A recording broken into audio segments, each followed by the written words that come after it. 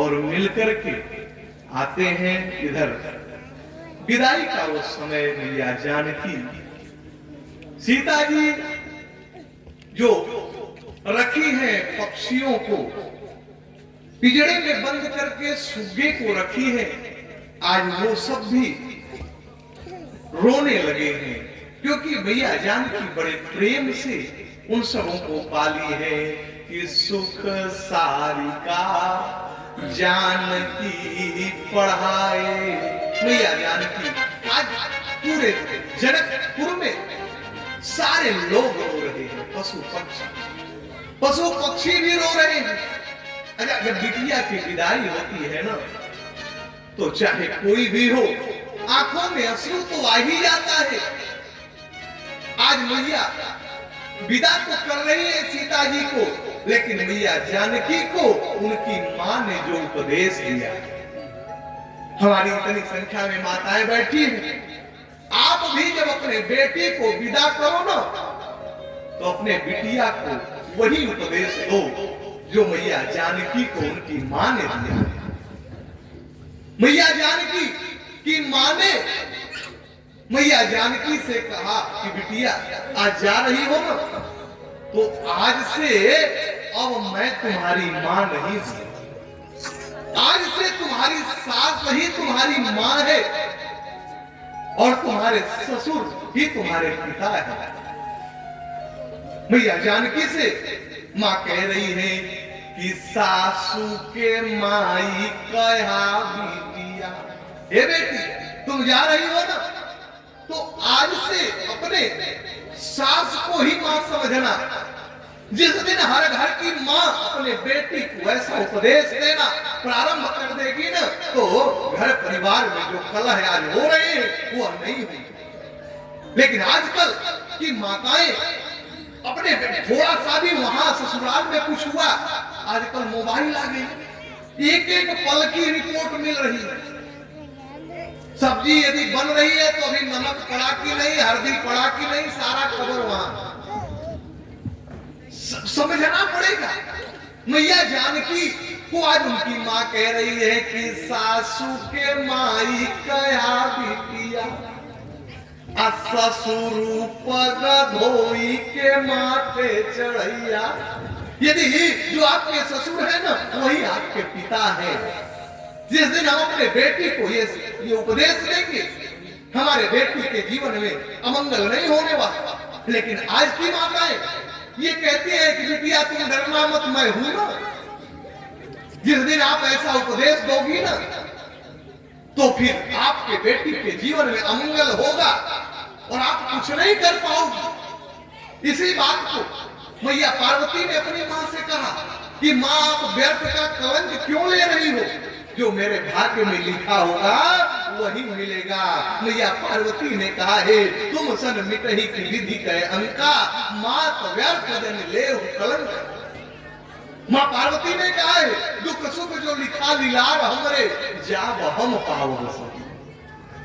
जीवन में कितना हो संघर्ष हो, माताओं को अपने बेटियों को ये शिक्षा देनी चाहिए। लेकिन आजकल क्या होता है, आजकल विदाई में ना सिलेंडर दिया जाता है, सिलेंडर और चूल्हा। 10 साल पहले तो ये चल रहा था, आजकल इंडक्शन दिया जा रहा है और मैं उसका सख्त विरोधी हूं। आप इंडक्शन क्यों दे रही हो, या इंडक्शन दहेज में क्यों दिया जा रहा है? इसलिए न दिया जा रहा है कि बिटिया तुम अपने कमरे में रख ले, और यदि परिवार तुम्हारा लंबा है ना और भोजन वोजन में विलंब हो चाय नाश्ता में तो उसी इंडक्शन पे अपने कमरे में 2 कप चाय बना लेना, एक तो तुम पी लेना, एक तो अपने पति को पिला देना, और बाकी सास ससुर कहाँ जाए, कहाँ जाए सास ससुर। इसलिए सदैव अपने बेटियों को ये उपदेश दीजिए कि बिटिया जा रही हो ना तो आज से तुम्हारी सास ही तुम्हारी मां है। यदि प्रत्येक मां अपने बेटी को ये उपदेश देना प्रारंभ कर देना तो बेटियों के जीवन में कलह समाप्त हो जाए। यदि हम अपने बेटी को कहीं विदा कर रहे हैं तो हम भी तो किसी के बेटी को ला रहे हैं, तो वो भी मां अपने बेटी को वही उपदेश देगी। तो इसलिए समाज में तभी सामंजस्य होगा और बहुओं को भी ये सोचना चाहिए कि हम जिस प्रकार से जितना प्रेम अपनी मां से करते हैं उतना ही प्रेम अपनी सासू मां से करें, क्योंकि सासू मां भी मां के ही समान है। दोनों को सोचना होगा। लेकिन यहाँ क्या होता है, हमारी माँ को तकलीफ है तो हमें नींद नहीं आती और सासू माँ दिन भर कराती रहे, कोई फर्क नहीं पड़ता। हमें अपनी प्रवृत्ति को बदलना पड़ेगा। जब तक हमारी प्रवृत्ति नहीं बदलेगी, अच्छा हम यदि अपने सास के साथ अच्छा व्यवहार नहीं करेंगे तो हमारी भी बहू आएगी तो हमारे साथ अच्छा व्यवहार करने वाली नहीं है। इस बात को आप गांठ मान लो। हम सोचते हैं यदि हम दो भाई हैं ना तो हम ये सोचते हैं कि हम दो भाई हैं, जल्दी से अलग हो जाए। अलग हो जाएंगे ना तो हम अपनी व्यवस्था बनाएंगे, अपनी व्यवस्था। दो भाइयों के साथ नहीं बनना। और जब हमें भगवान यदि दो बेटा दे दे, तीन बेटा दे दे, तो पिता चाहता है कि हमारे तीनों बेटे एक में रहे, संगठित रहे। आप अपने भाई के साथ एक में नहीं रहे तो आपका बेटा अपने भाई के साथ कैसे रहेगा? कैसे रहेगा भाई? आप जो करेंगे वही आपको भोगना पड़ेगा। भगवान श्री कृष्ण गीता में कहा है अवश्य में वो भोक्तव्य, अवश्य ही भोगना पड़ेगा। आज मैया जानकी को मैया ने उपदेश दिया है, बिटिया जा रही हो तो अपने सास ससुर की सेवा करना, अपने गुरु की सेवा करना और पति का रुख देख करके पति का। मैया जानकी से मैया ने कहा कि सास ससुर गुरु सेवा करे हूँ, पति रूख लखिया यसूयन सार।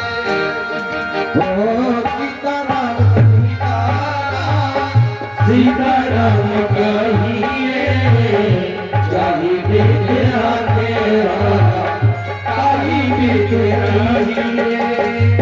तो मैया जानकी को आज उपदेश मिला है कि सास ससुर गुरु सेवा करहूं और पति रूख लखी आयसुयन सरहूं। तो सीता जी ने उसका अक्षरशः पालन भी अपने जीवन में किया है। बस छोटी सी कथा निवेदन कर दो। जब राम जी जंगल की यात्रा पे थे ना और केवट ने जब उस पार करा दिया है तो केवट, बड़ी लंबी कथा आगे सुनाऊंगा लेकिन याद के लिए बता दूं। और जिस समय केवट ने राम जी को उस पार कराया ना तो केवट साष्टांग प्रणाम करने लगा है राम जी के चरणों में कि केवट उतरी दंडवत कीन्हा तो प्रभु सकुची यही कछु नहीं दीना। राम जी संकोच में पड़ गए, करे इसको तो हमने कुछ मजूरी नहीं दिया, लेकिन राम जी के पास था भी कुछ नहीं। अब विचार करिए, यही होता है समय जो परमात्मा जिसके एक एक रोम रोम में करोड़ों ब्रह्मांड है, लेकिन आज वो परमात्मा जब लीला के क्रम में आए तो चक्रवर्ती सम्राट दशरथ के यहाँ उनका जन्म हुआ।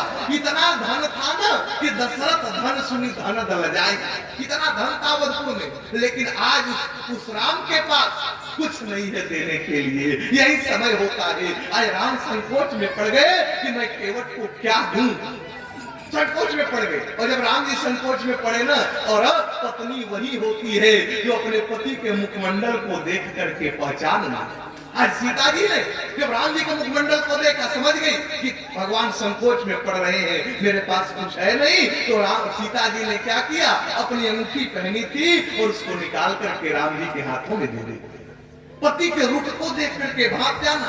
लेकिन आजकल की समस्या, एक जगह पति पत्नी आपस में खूब झगड़ा करते थे, खूब। और जब झगड़ा करते थे ना तो एक दिन आपस में वो सब सामंजस्य बनाए कि चलो हम लोग मंदिर में चले, मंदिर। और चल करके हनुमान जी के, राम जी के मंदिर में कहीं संकल्प ले लिया जाए कि आज से हम और तुम झगड़ा नहीं करेंगे। और पति बेचारा सोचा कैसो यदि संकल्प ले ले तो हमारा जान बच जाए। अब वो बेचारा पति पत्नी गए मंदिर में हनुमान जी के सामने। और जब हनुमान जी के सामने गए ना तो पत्नी ने कहा पहले तुम कसम खाओ, तुम। तो उसने कहा कि अच्छा ठीक है भाई, मैं ही खा लेता हूँ। तो उसने कहा हे हनुमान जी, यदि हम पहले झगड़ा करें ना तो मर जाए, यदि हम पहले झगड़ा करें तो मर जाए। अच्छा, और पत्नी जी से पति ने कहा अच्छा देखो हम कसम खा ली, अब तुम खाओ। तो उसने कहा कि चल ठीक है मैं भी खा रही हूँ। तो वो कह रही है हे हनुमान जी, यदि हम पहले झगड़ा करें ना तो हम विधवा हो जाए, विधवा। पति ने कहा हनुमान जी प्रतिज्ञा कैंसिल, इसलिए जब दोनों प्रकार से हमें ही मरना है, अरे ये विधवा तो तभी होगी जब मैं मरूंगा, तो प्रतिज्ञा कैंसिल, ऐसी प्रतिज्ञा नहीं। तो गजब गजब के लोग। लेकिन मैया जानकी ने राम जी के मुखमंडल को देखा कि सिया पिया पिया जान निहारी, तो मणि मुदरी मन मुदित उतारी। सीता जी ने राम जी के मुखमंडल को देख करके मुद्रिका उतार करके राम जी के हाथों में दे दिया और राम जी केवट को देने लगे। और केवट भी बहुत चतुर भक्त था। केवट ने कहा प्रभु मुझे नहीं चाहिए। राम जी ने कहा नहीं नहीं ले लो। केवट ने कहा प्रभु कुछ देना ही चाहते हैं ना, तो फिरती बार मोहि जो देवा असो प्रसाद में सिर धरि लेवा। हे प्रभु यदि आप देना चाहते हैं तो जब आप वापस होंगे 14 साल पूरा करके तो जो देंगे वो हम ले लेंगे। वो सोचा कहीं ऐसा न हो कि बाईपास रास्ते से अयोध्या चले जाए, ऐसे बांध देंगे ना तो ये आएंगे तो हमसे मिल करके जाएंगे, ऐसे भक्त होते हैं। लेकिन कहने का अभिप्राय मैया जानकी अपने पति के रुख को, यानी उनकी माँ ने जो उपदेश दिया है कि सास ससुर गुरु सेवा करे हूँ, पति रुख लकी आयसु अनुसरे हूँ, तो उसका मैया जानकी अक्षर से पालन करती है। और मैया ने समझाया इधर विदेहराज जनक, मैया जानकी जब चलने लगी है डोली में बैठी है, विदेहराज जनक फपक करके रोने लगे, क्योंकि वो विदेहराज जनक ऐसे व्यक्ति हैं जो उनके ऊपर कोई चीज का भान नहीं होता। लेकिन आज जब मैया जानकी की विदाई होने लगी तो ज्ञान की तो मर जाद मिटी, कही जानकी रोवन लागे। आज विदेहराज जनक रो रहे हैं और बाबा दर्शन करा रहे हैं कि सियहि बिलो की धीरता भागी, रहे कहावत परम विरागी। सीताराम सीताराम सीताराम कहिए, जब वेद तेरा ताहि वेद रहिए। अब विदेहराज जनक रोने लगे हैं, सारे लोग जनकपुर के रोने लगे। इधर मैया जानकी की विदाई हुई है और बारात अब श्री अवधपुर में आई है। अवधपुर में इधर माताएं इंतजार कर रही थी। मैया जानकी भगवान श्री राम का परीक्षण करती है और राजमहल में जब लेकर के जाती है, और जब राजमहल में लेके जाती है, अब सोचिए, अब विचार करिए, विदेहराज जनक की भाव भंगिमा को देख करके आज दशरथ जी ने तीनों माताओं से कहा है, दशरथ जी ने तीनों माताओं से दशरथ जी ने कहा कि बधू लड़कनी पर घर आई, राखे नयन पलक की नाई। जिस प्रकार से नयन की रक्षा पलक करती है ना, उसी प्रकार से कौशल्या कैकेयी सुमित्रा इस सीता की देखभाल करना, इस सीता का ध्यान रखना।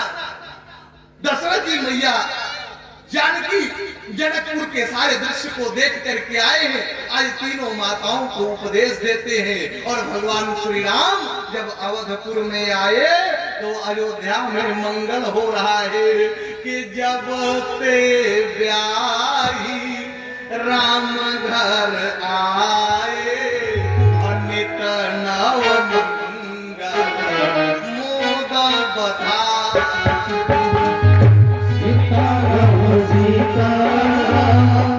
सीताराम कहिए, जब वेद तेरा ताहि वेद रहिए। तो आज अवधपुर में मंगल हो रहा है, अवधपुर में मंगल हो रहा है, मंगल गीत गाए जाने लगे। पूरी अयोध्या सज गई है, चारों तरफ अयोध्या में मंगल गीत हो रहा है। और मैया जानकी इस प्रकार से चक्रवर्ती सम्राट दशरथ ने माताओं को उपदेश दिया कि ये पतोह नहीं, ये बहू नहीं, ये बिटिया है और बिटिया का ध्यान रखना। जब हम और आप अपने बहू को बेटी समझ लेते हैं तो उसी घर में मंगल होता है। और जिस दूसरे के बेटी को हम सिर्फ बहू ही माने, अपनी बिटिया जिस दिन मान लेंगे उस दिन हमारे घर में मंगल होगा। श्री अवध में मंगल हो रहा है और सारे लोग गीत गा रहे हैं, मंगल गीत गाई जा रही है। इन्हीं सारी सद्भावनाओं के साथ आज की कथा रूपी यही विश्राम लेती है, कथा रूपी पुष्पांजलि यही विश्राम लेती है। आगे भगवान श्री राम का कैसे वनगमन हुआ, कैसे आगे की कथा क्या होती है, क्योंकि आज इतना मंगल अवसर है तो तुरंत वनगमन कराना भी ठीक नहीं है। बोलिए सियावर रामचंद्र भगवान श्री राम। जय जय श्री राधेश्याम। और आज का प्रसाद हमारे परमादरणीय परम पूजनीय परम सचिव श्री मुक्तिकांत पाठक भोजी भाई के द्वारा है। और फल का प्रसाद योगेश पाध्याय चमत्कारी प्रतिमा श्रीमती आशा देवी